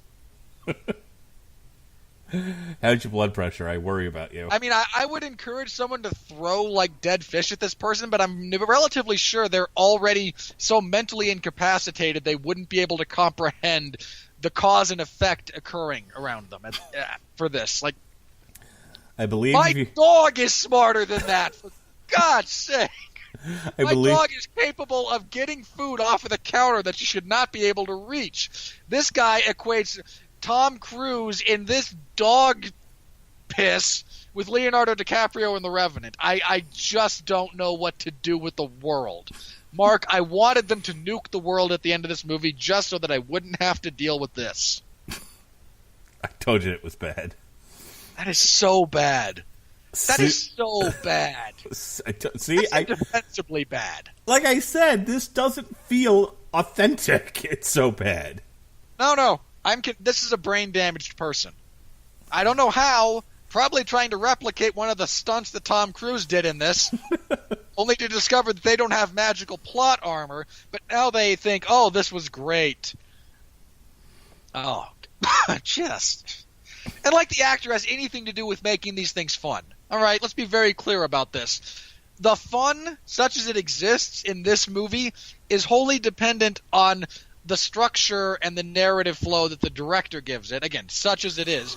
Not on the fact that Tom Cruise looks like running into a car on a motorcycle traveling at least 30 miles an hour is somehow a great time had by all. Susan Granger of SSG Syndicate. We hate you, Susan Granger. We hate you. So much. Thanks to charming, charismatic Tom Cruise, it's an intense action-adventure thrill ride. This broad has been in love with Tom Cruise since Risky Business, and that's the level at which she reviews his films. one has to assume, like that's all I can get. Like this woman is just, she saw him shirtless in Top Gun and just went, I love this man, despite that film being blatantly homoerotic. I mean, they give them hand towels in the shower room. Like, really? They couldn't even afford full-length towels? No, because we must appeal to the... God, never mind. Not going to get into Top Gun. Whole other discussion. If you're so deeply and profoundly infatuated with Tom Cruise that you can't actually review his films appropriately, you need another job. I'm going to read these two back to back. And I'm honestly worried. This setup never ends well for me, just for the record. Anytime Mark says, I'm going to read these 2 or 3 in a row, that's my cue to, like, slam my hand in a door. I'm honestly worried this one's going to make, like, this is going to make your heart explode. Like, I'm reading these, and I'm like, wow, I might kill you. I might kill you. Walter Chaw of Film Freak Central. Fallout is about a broken man with delusions of grandeur who moves away from a woman who sees salvation in him to a woman who doesn't. This is a good conversation to have. And Chris Evangelista of Slash Film follows it up with... You can't even read it. It's that bad. A film, because I remember this conversation that we had about this particular film he's comparing it to. Oh, joy. A film so relentlessly entertaining that it might actually exhaust you. Believe the hype. This really is the best action movie since Mad Max Fury Road. Oh, God. The balls on this guy to compare those two films. All right, let's start with the first one. Okay, let's genuinely start with the first one about how this is somehow actually a feminist piece about, or you know, this is actually like some thoughtful study about the importance of Tom Cruise's character moving away from a woman dependent on him for salvation towards a strong, independent woman who don't need no man except to help her defeat the villain who actually like tied her up and was going to kill her. No. Nobody thought that much about this thing. Not only does your assertion like fly in the face of all actual evidence related to this film, you've now put more thought into every bit of dialogue and plot than anyone who actually wrote the damn thing. Then to the other guy, since we're going to have that, since that's actually dovetails nicely, let's move that particular point from one of the most actually well-written films of the last 10 years in terms of getting across narrative without dialogue, in terms of visual storytelling, in terms of emotive storytelling, in Fury Road, to this slapdick nonsense that is Tom Cruise going, boy, I wonder what I can throw myself off of this time. They're not comparable. They're not comparable in any way. What in the world is this guy smoking? How much drugs did you do in the 60s? Did you have to take your screaming child out of the screening you were at? Did you fall asleep? Did you get paid off? None of this is not the rational world. Mark, these people don't live in it. It only gets worse. Believe it or not. I'm sure. Believe me, it can always get worse. I know this. Christopher McQuarrie of Cineview. Essentially perfect. 5 out of 5. Oh. Wow. I mean, if you slept through half of it. If you took selective micro naps for about 20 to 30 minutes worth of this film's runtime, maybe. Anything beyond that, no. These are so bad. Matt Brunson of Creative Loafing. We hate you, Matt Brunson. We hate you. The quibbles are minor when compared to the energy and exuberance flowing through the majority of the picture. Don't react to that one. I just hate the guy, and I needed to read that. I need to read these 2 in a row. You're a moron. There's 2 in a row here that go together. Okay. Al Alexander of the Patriot Ledger. Cruise is a modern-day Buster Keaton. Shut up. No! No! That is the dumbest. He's a modern-day Buster Keaton. No! I'm not done yet. He's a genius. I resent that on behalf of the millions of people who are actively entertained by Buster Keaton. Can I finish? What the hell? Can I finish, please? I said I was going to read 2 in a row. That's the first line of 1. Cruise is a modern-day Buster Keaton, refusing to give self-preservation a single thought. In return, you're in a blissful state of amazement, repeatedly asking yourself, how in the heck did they pull that off? Why? It's still real to that guy. and wait. No, he's looking at these obviously CGI'd stunts. He's looking at stuff clearly performed by stunt doubles that is done with painstaking consideration to the safety of the multi-million-dollar star whose existence this entire franchise hinges on, and thinks, wow, he actually threw himself off a motorcycle. You're a moron! Tim Brayton of Alternate Paul Endings. Bearer died in a cement casket, killed by The Undertaker, too. What the hell? Take a drink, everyone. One of the very best action epics ever made. And I suspect one of the best that will be made for an extremely long time to come. Okay, this is not an epic. All right, let's start off there. Just because we have big helicopter shots of fancy scenery across multiple places does not make it an epic. That's them padding out runtime as Tom Cruise, the poor bastard, sprints across scene after scene after scene after scene, going, why didn't I write into my contract a stunt double for all the crappy running scenes? There's not even a close-up here. What am I doing with my life? Just no. No. How can you look at 2 + 2 and come up with banana? Orlando Maldonado of Movie Network. Mission Impossible Fallout reaffirms Tom Cruise as the greatest action star in movie history. No. Okay, I assume this is actually Fabio Maldonado and the brain damage has just caught up to him. Look, hang on. I mean this in all seriousness. Tom Cruise is one of the few actual bankable movie stars whose name will draw people. That's it. That is a legitimate point.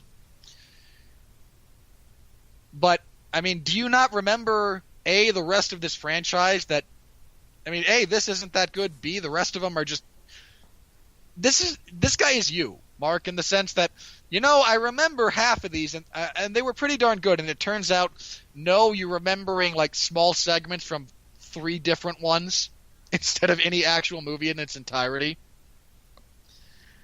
I mean, what else are we glorifying in the career of Tom Cruise for him to say this? Oblivion, which is not good. I actually don't care for Edge of Tomorrow, but I understand I'm in the minority there. What are the crappy action? No! This is rather demonstrably false. I mean, at this point, it's probably Robert Downey Jr., in all honesty. Anyway. Moving on. Sarah Knight Adamson of Sarah's Backstage Pass. No, you're self-employed, you suck. The stunts are reminiscent of Fast and Furious via Tokyo drifting cars. Has the feel of Mad Max. No. Oh, God. Wait. I finish this fucking sentence? Sorry. Go ahead. Has the feel of Mad Max while distinctly retaining its own identity with Halo jumps and more. No, God, no. How do you breathe on your own?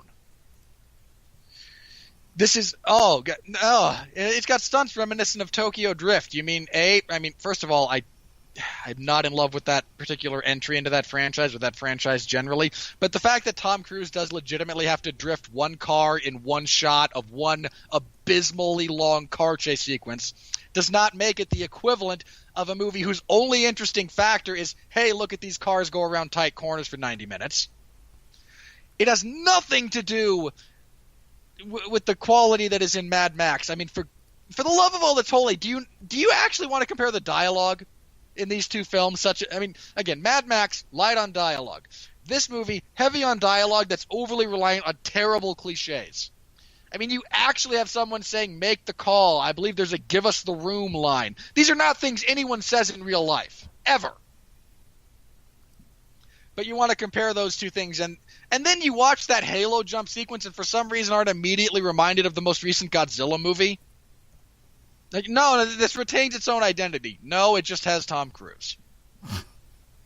That's its identity at this point. That's so stupid.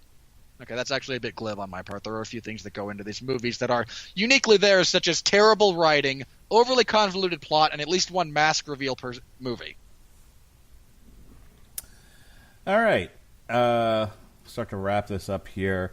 Let's see if I get some of our How old are these favorites. people employed? How? This boggles my mind. Let's see if we can find some of our old favorites that we hate here. Miles Teller's in the in that crappy Top Gun sequel, as though I needed another reason to think it was cursed. Chris Stuckman of ChrisStuckman.com. We hate You're you. self-employed, you suck. He hates you, Chris Stuckman. Brilliant. You're constantly on edge. No, I was constantly asleep. on the edge of sleep. Let's see. Anybody else good here? I genuinely wonder who out there is so enthralled with these movies. I mean, your daughter was fine. She's what, 9? 7. 7. I knew that. Okay, a 7-year-old constantly engaged by this movie.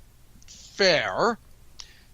40-year-old self-employed man who professionally reviews movies. Why are you enthralled by this? I mean, and if I'm the only guy, fine. I've been the only guy. I've been the outlier. I'm okay with that.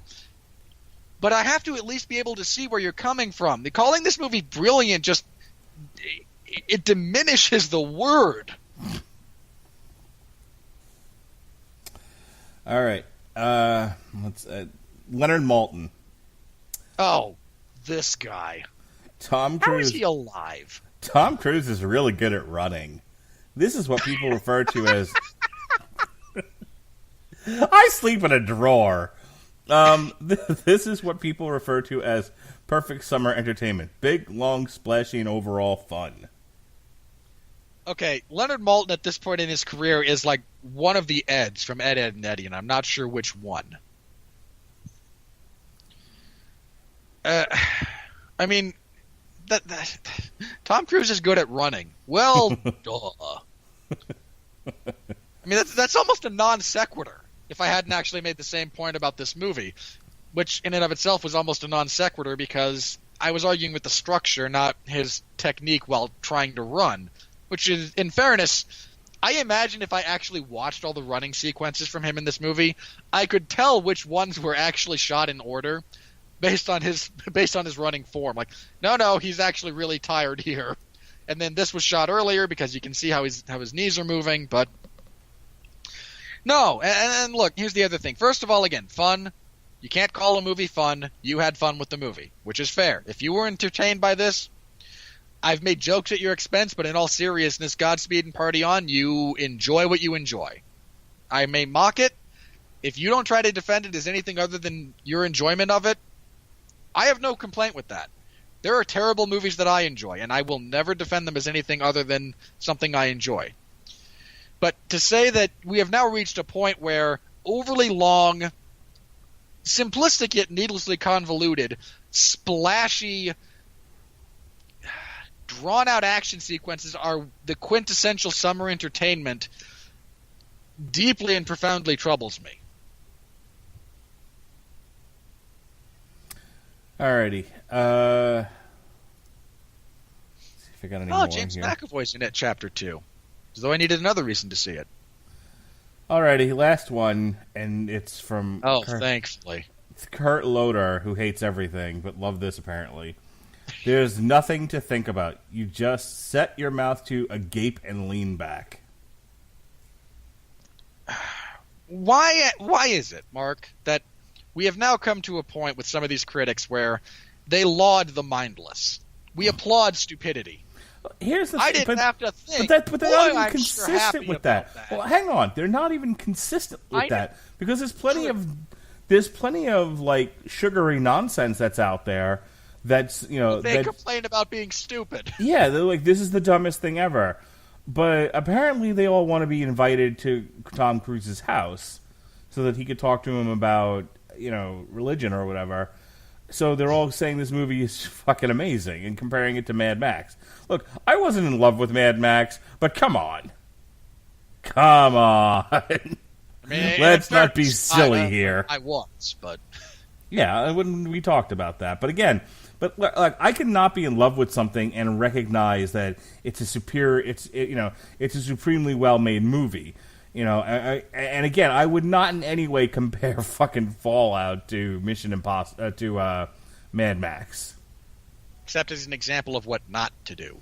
I wouldn't even compare it to Mad Max Beyond Thunderdome. How do you like them apples? You know what? Yeah, that's kind of fair, even though I think Beyond Thunderdome sucks. All right. So as we've said, next week we have Christopher Robin. The following week with the Meg. Then we have our summer wrap-up. And then finally, Robert gets a break for 3 weeks. You get a 3-week hiatus. I'm about to have a 3-week hiatus from covering MMA, too. I won't know what to do with myself. Yep, and then you're back for The Predator, and then we'll do Iron Fist, you and I, and then you get a break for Ozark. And then comes October, where you're working every single week. Ha, ha, ha, ha. We got Venom on the... How is it that October became that packed? We got Venom on the 9th. We got TV Party for Hannibal Season 2 on the 16th. Okay. We got Halloween. That I will at least look forward to. Yeah. Halloween. We got Halloween on the 23rd, and then you're off the following week because where the Tuesday show is an on trial. So. Okay. Then in November... we got Voltron Season 7 at your request. We got The Grinch. We got my request. Bear in mind, no, hang on. Just in fairness, when he says at my request, it's that over the Nutcracker and the Four Realms. That's right. Not a choice for me. The Grinch, Fantastic Beasts 2, Wreck-It Ralph 2. Oh, shit. Yeah, you have like a long stretch of having to do movie reviews with me starting November 6th. I'm. You know what? I'm actually okay with the majority of those. So Voltron, The Grinch, Fantastic Beasts, Wreck-It Ralph. Okay, no, you get a break for Creed. You get 1 day off for Creed, then you're back for Robin Hood. I'm desperately hoping something else shiny comes across your path to get you off of Robin Hood, because that looks so bad. No, and then you're off the following week because we are doing an on trial for Jingle All the Way. But really, wait, seriously, Jingle All the Way. Yes. Nice. I hate that movie. When we get to Christmas and New Year's, it's going to be a little wacky because we're not going to work Christmas Day. My wife would kill me. But we are going to do Damn You Hollywood for Aquaman the day after, December 26th, which is a Wednesday. Come on, Mark. You saw the trailer. Save yourself and me. Nope. You have a chance to save us both Negative. from that atrocity. Absolutely. You have the opportunity. You now have actual evidence. Nope. Before, when it was just this thing out in the ether, there's an Aquaman movie. Like, well, okay, we suffer through some of these movies. Now there's a trailer that you can look at and go, you know what? I'm calling Uncle. This is it. I've had all I can take as far as these go. This is my point. I am saving myself. I am saving Robert. I am saving Robert's unborn children. I am saving my children from the psychological trauma I will inflict on them after being traumatized myself by this. I'm saving all of our listeners. I can be a hero. Mark, be a hero. No. Damn. I'm never going to have a better sales pitch than that. You know, the whole time you were doing that, I'm just like, I just saw that there was an Aquaman Rage of Atlantis Lego movie. Maybe I should make him do that one instead. Like, give him a choice. Aquaman or Rage of Atlantis. I will give myself food poisoning. All right. So, if you could stop being an asshat for just 1 second. December 26th. Giving you a chance to delve into real heroics, and you throw that back at me. Come on, man. We're gonna do Aquaman on the 26th, and then New Year's Day, the evening of New Year's Day, we'll review Bumblebee.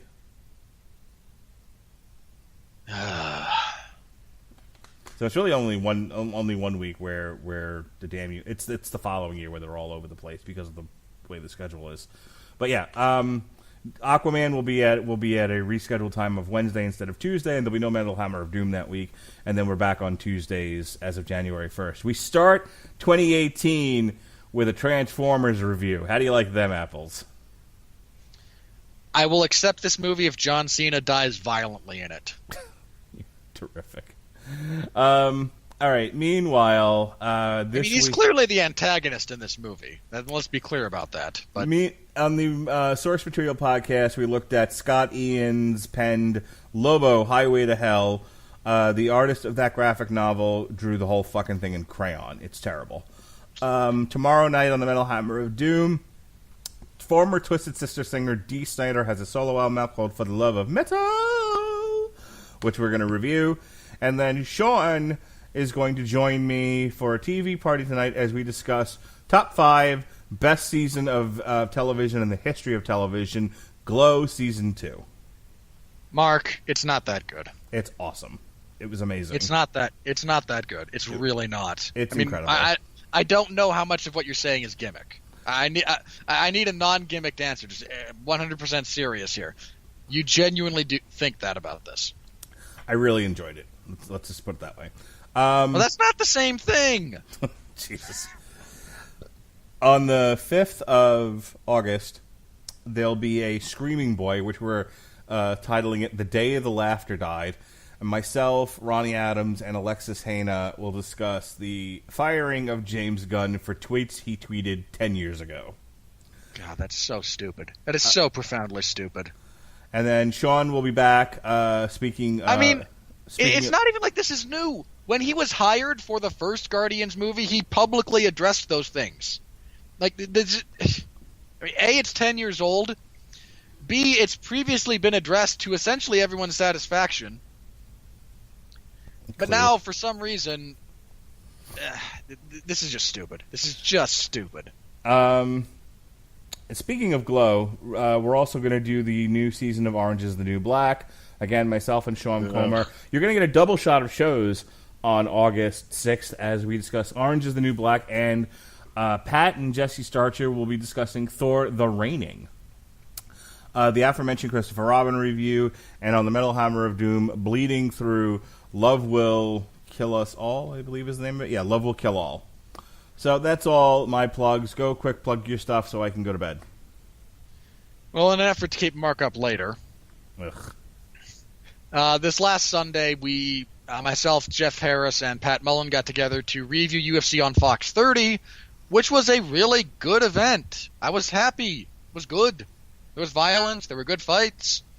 There were finishes. I mean, you couldn't ask for anything more, except apparently everyone wanted something more because it's like the ratings were terrible, which is just profoundly sad. This is why we get the circus. You bunch of morons. If you don't support the stuff that's actually good, they'll shovel crap at you because you'll keep buying crap. We also previewed UFC 227, which is this coming Saturday. We talked about how much we loved the main event in theory and how much we hate the circumstances around it. I talked about why I can't stand TJ Dillashaw, and it's his face, man. I don't know what it is about his face, but it's his face. I mean, he comes out to the Red Hot Chili Peppers, which does him no favors in my book, but...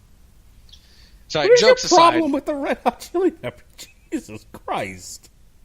Do you really want me to answer that? Or No, I do really you don't. want to go to sleep? No, I'm sorry. I'm sorry. 1,000 pardons. No. So, in all seriousness, we talk about some of the technical aspects of that fight. We talk about who we think will win. Somewhat ironically, my pick comes down to I don't get anything even remotely nice in my life that the universe gives me. So what I want least to happen will happen more often than not. And in this instance, that's more pictures of TJ Dillashaw populating the MMA sphere. So, but was essentially the basis for my prediction there.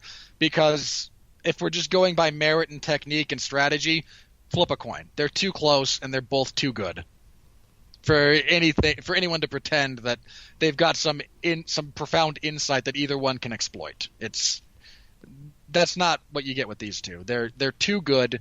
They match up too well, and it hinges too much on very, very small things and very tight decisions that either one will make on the night. So we preview that. This Sunday we'll have a review of UFC 227, so we'll see how much we were right, how much we were wrong, where we were right, where we were wrong. what fights sucked, what fights delivered, so on and so forth. That will actually be the last one for a couple of weeks because there's a significant break from UFC 227 to UFC Fight Night 135. Fight Night 135 isn't until August 25th. So we'll be back on the 5th of August to review this Saturday's event. Then we will be off for the 12th. We'll be back on the 19th. But yeah, but between the 11th, so the 11th and the 18th, I have nothing. I don't know what I'll do with my Saturdays. And then we'll be back on the 19th to preview. So yeah, so we're off the 12th. We'll be back the 19th to preview that event. It's not a good event, but it has a good main event, so we're holding on to that. If something happens to Gagey versus Vic, I don't know what we'll do.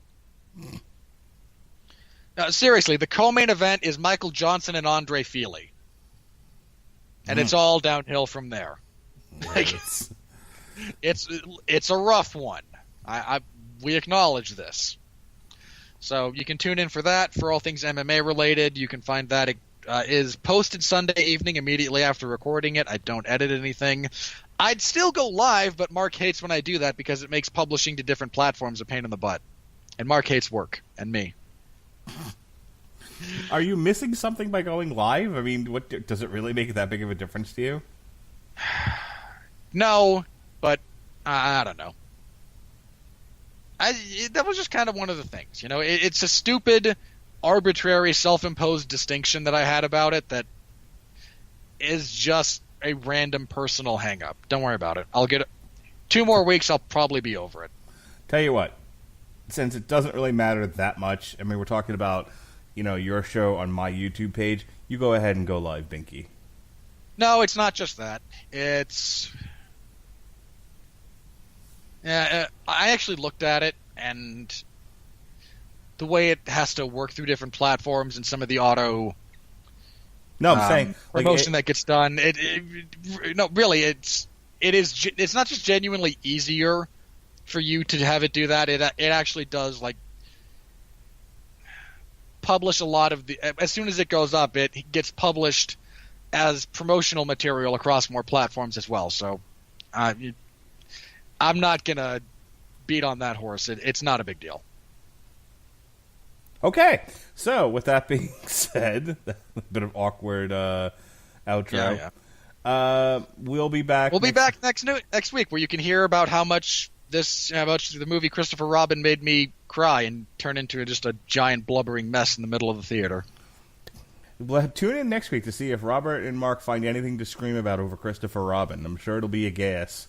And on Mark's going to come in and say it's not good, and I'm just going to book a ticket to Florida and beat the dog snot out of him over this.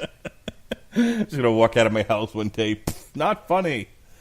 All right, with that. No, you're going to know I'm coming. I'm not going to. That's not surprise. I'm not going to surprise you. You're going to get updates about how close I am. Terrific. All right, with that said, I'm playing music here. Thank you for tuning in. Thanks, everybody. Damn you, Hollywood. Be well, be safe, and behave.